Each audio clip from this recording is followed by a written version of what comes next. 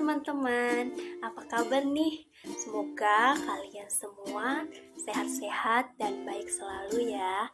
Nah, pada video kali ini aku akan membahas mengenai sedikit pembelajaran tentang retorika.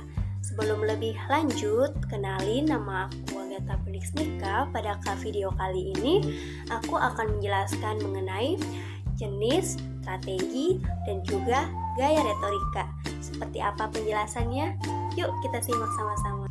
Nah, pada pembahasan pertama kali ini kita akan membahas mengenai jenis-jenis retorika. Menurut Heidricus, retorika diklasifikasikan menjadi 3 jenis. Yang pertama ada monologika, yang kedua ada dialogika, dan yang ketiga ada pembinaan teknik berbicara.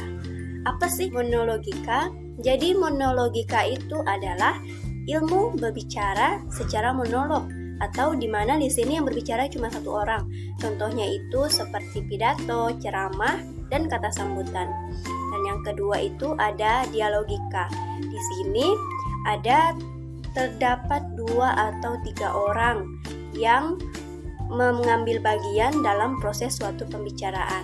Sedangkan yang ketiga itu ada pembinaan teknik berbicara.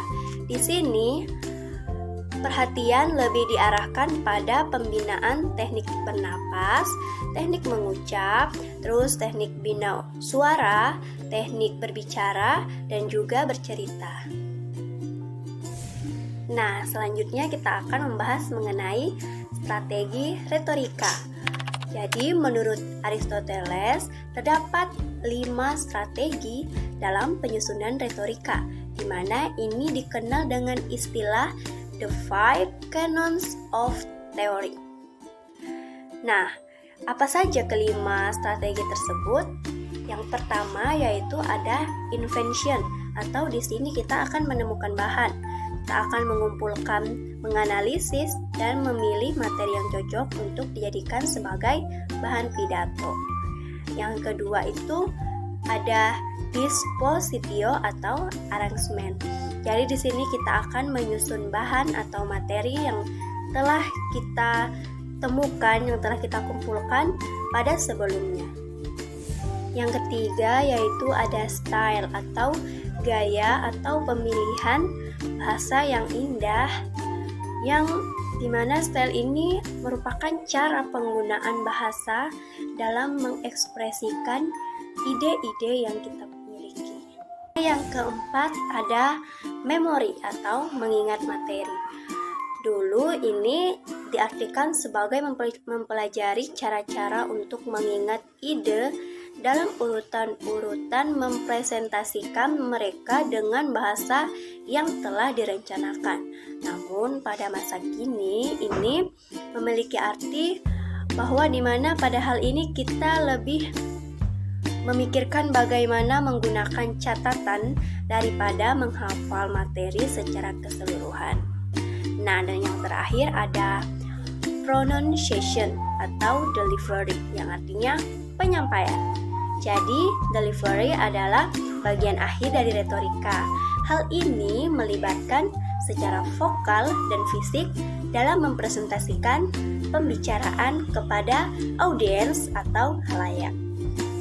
Pembahasan selanjutnya yaitu gaya retorika.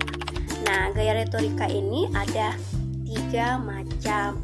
Yang pertama ada gaya bahasa, yang kedua ada gaya suara, dan yang ketiga ada gaya gerak tubuh.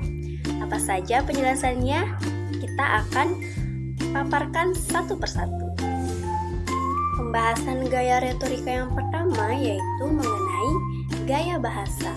Gaya bahasa adalah cara seseorang dalam menggunakan bahasa untuk menyampaikan suatu kalimat. Gaya bahasa ini terdiri dari beberapa jenis. Yang pertama, gaya bahasa berdasarkan pilihan kata. Yang pertama itu ada gaya bahasa resmi, dan yang kedua ada gaya bahasa tidak resmi. Gaya bahasa resmi ini digunakan ketika saat acara-acara formal, misalnya pidato atau acara-acara kepresidenan. Sedangkan gaya bahasa tak resmi ini biasa digunakan dalam acara-acara tidak formal, misalnya dalam karya-karya tulis, buku-buku pegangan, dan artikel-artikel mingguan ataupun bulanan. Dalam gaya bahasa berdasarkan pilihan kata juga ada yang namanya gaya percakapan. Ini biasanya gaya bahasanya itu bahasa populer. Nah, terus yang kedua itu ada gaya bahasa berdasarkan nada atau berdasarkan sugesti.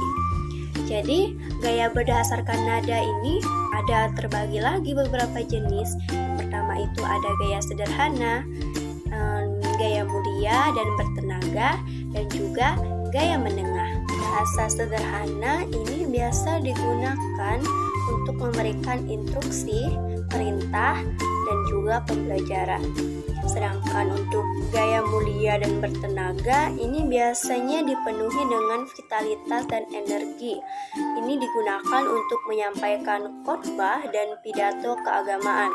Seperti contoh lainnya juga kalian bisa melihat, yaitu pidato Soekarno, di mana dia menyampaikan pidato dengan penuh energi dan juga bertenaga, terus mulia. Nah, sedangkan yang terakhir itu ada gaya menengah. Ini untuk menimbulkan rasa tenang dan damai.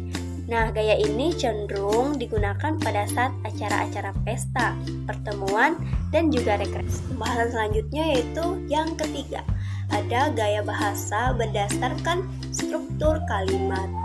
Nah, dalam gaya berdasarkan struktur kalimat ini terdiri dari beberapa jenis juga. Pertama ada gaya bahasa klimaks, ini merujuk pada gagasan yang lebih tinggi. Selanjutnya ada gaya bahasa anti klimaks, ini merupakan suatu acuan yang gagasan-gagasannya diurutkan dari gagasan terpenting ke gagasan kurang penting. Selanjutnya ada gaya bahasa paralelisme, di mana ini untuk mencapai keseimbangan kata-kata atau frasa yang menduduki fungsi yang sama dalam bentuk gramatika yang sama. Selanjutnya ada gaya bahasa antitesis. Nah, ini mengandung gagasan-gagasan yang bertentangan, di mana di dalamnya juga menggunakan kata atau kalimat yang berlawanan satu sama lain. Dan selanjutnya yang terakhir itu ada namanya repetisi. Ini apa sih? Repetisi itu adalah pengulangan bunyi, suku kata, atau kalimat yang dianggap penting untuk memberikan sebuah tekanan pada sebuah konteks. Retorika selanjutnya yaitu ada gaya retorika suara. Gaya retorika suara ini merupakan seni dalam berkomunikasi untuk memikat perhatian audiens. Nah, apa saja sih yang mempengaruhi suara? Yang pertama ada pitch, yang kedua ada loudness, yang ketiga ada rate dan rhythm, dan yang terakhir ada jeda atau pause.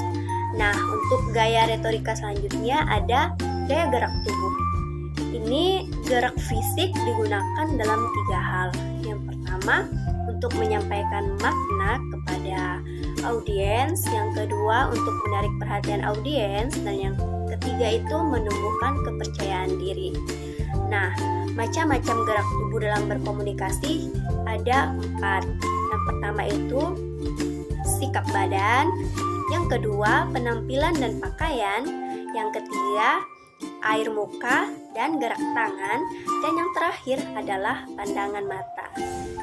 Oke teman-teman, jadi seperti itulah penjelasan mengenai jenis, strategi, dan juga gaya dalam retorika.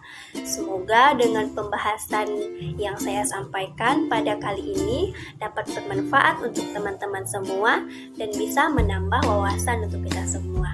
Terima kasih.